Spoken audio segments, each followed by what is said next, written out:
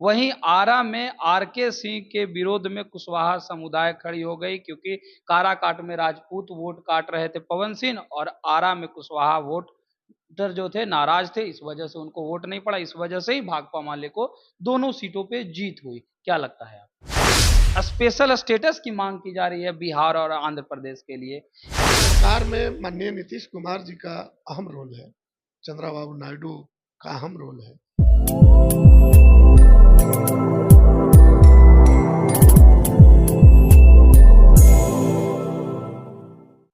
नमस्कार, मैं मनीष और आप देख रहे हैं मीडिया दर्शन।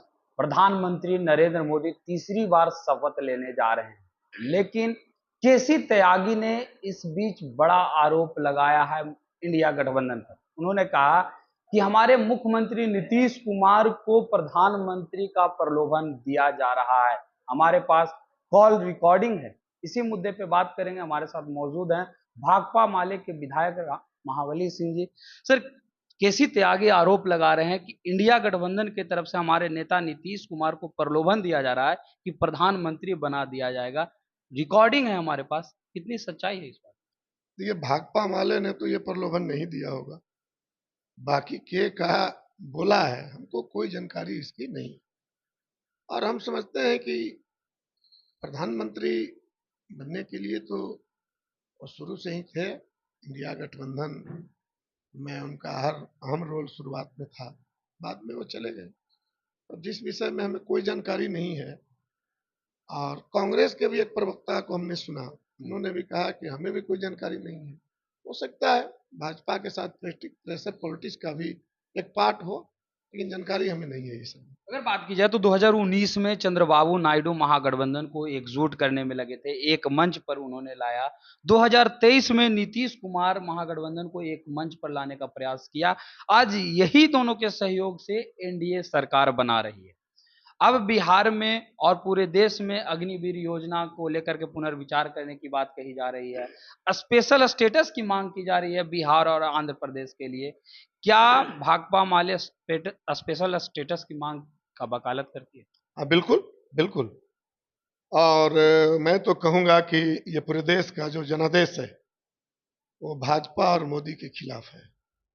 जरूर है कि निर्णायक चोट नहीं दे सकी देश की जनता, और आज वो तीसरी बार सरकार बनाने जा रहे हैं। बड़ी पार्टी है, उनको ऑफर मिला, लेकिन इस सरकार में माननीय नीतीश कुमार जी का अहम रोल है, चंद्रबाबू नायडू का अहम रोल है। तो हम भी कहेंगे माननीय नीतीश कुमार जी से कि आपका लगातार भारत सरकार से ये मांग रहा है विशेष राज्य के दर्जा का, और बिहार में जो जातीय गणना हुआ, तो आपका मांग रहा है कि पूरे देश में ये जातीय गणना हो। तो इस मांग पर निश्चित रूप से माननीय नीतीश कुमार जी को फोकस करना चाहिए, अड़ना चाहिए।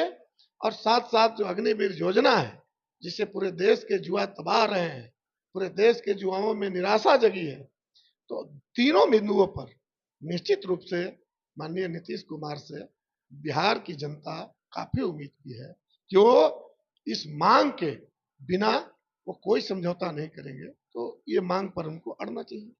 वर्तमान में पूर्णिया के सांसद पप्पू यादव, जो कि महागठबंधन की विचारधारा को ही फॉलो करते हैं, उन्होंने कहा कि अगर तेजस्वी यादव में घमंड नहीं होता तो और सीटें जो है बिहार में महागठबंधन जीतती। साथ ही साथ अगर बात की जाए तो भाकपा माले को भी 3 ही सीट दिया गया, वो भी दक्षिण के क्षेत्रों में दिया गया। क्या नहीं लगता है कि सीट शेयरिंग पे भी आप लोग के साथ अन्याय हुआ, और पप्पू यादव ने जो कहा है वो कहीं ना कहीं सच कहा है?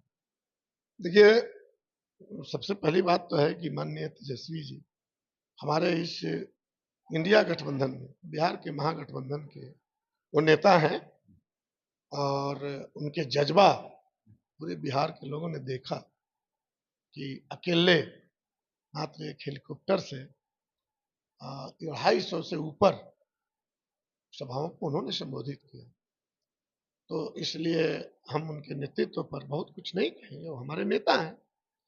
लेकिन ये जरूर बात है कि कहीं कुछ चूक हुई है, जिसके कारण जो हम लोगों की उम्मीदें थी वो उम्मीद के लायक परिणाम नहीं निकला। दक्षिण बिहार में भाकपा माले को 3 सीटें मिली थी, 3 में 2 सीटों पर हम लोग जीता, और बाकी जो 7वें चरण में वो तीनों सीट, बाकी जो है 7वें चरण में माने 8 में हम लोगों ने 6 सीटों को हम लोगों ने जीता, महागठबंधन को हम लोगों ने जिताया।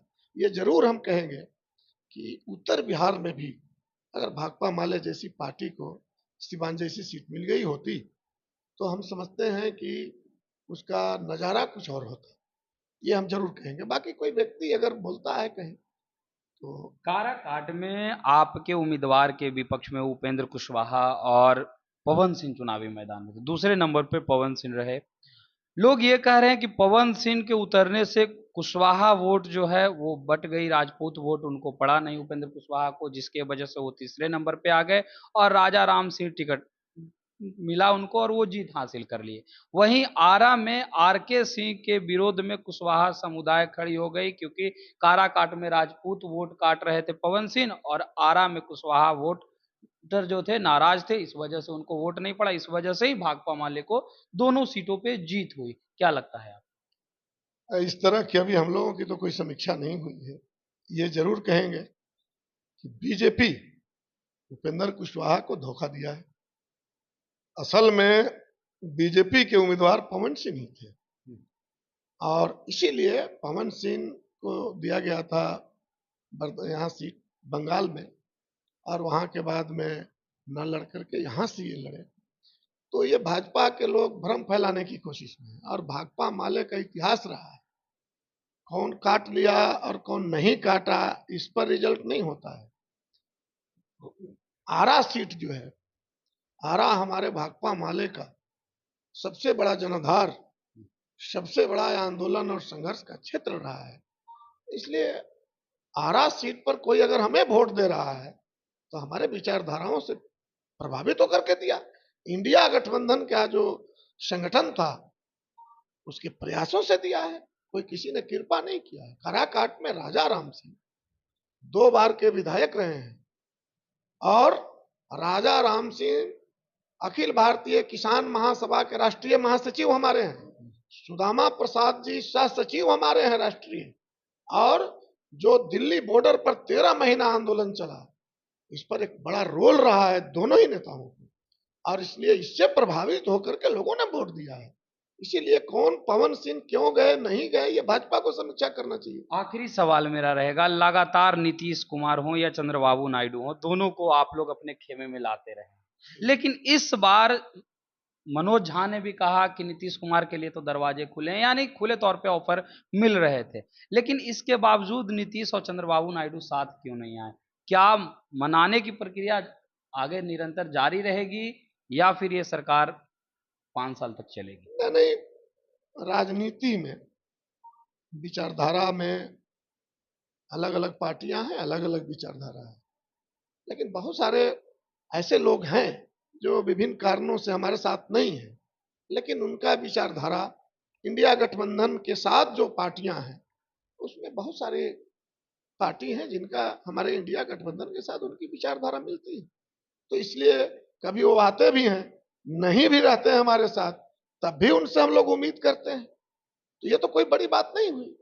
अब जहानाबाद के अंदर आप देख लीजिए क्या हुआ, जदयू के उम्मीदवार है, भाजपा से गठबंधन है, भाजपा के लोगों ने जदयू उम्मीदवार चंद्रशेखर चंद्रवंशी जी को गाली गलौज तक किया, वीडियो बना के प्रसारित किया, और बीजेपी के लोगों ने एक भी वोट नहीं दिया उनकी। तो ये उनकी समस्या है।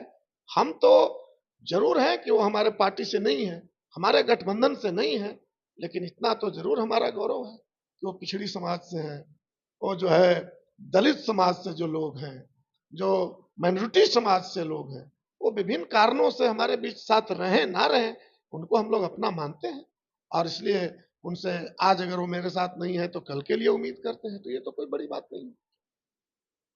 ये थे हमारे साथ भाकपा माले के विधायक महाबली सिंह, जिन्होंने सीधे तौर पे कहा कि भाकपा माले जो है और बेहतर प्रदर्शन करती यदि सीट और दिए हुए होते तो, लेकिन दक्षिण के क्षेत्रों में 3 सीट मिले, उनमें 2 सीटों पर जीत हासिल की और मजबूती के साथ तेजस्वी यादव के नेतृत्व में हम लोगों ने लड़ा।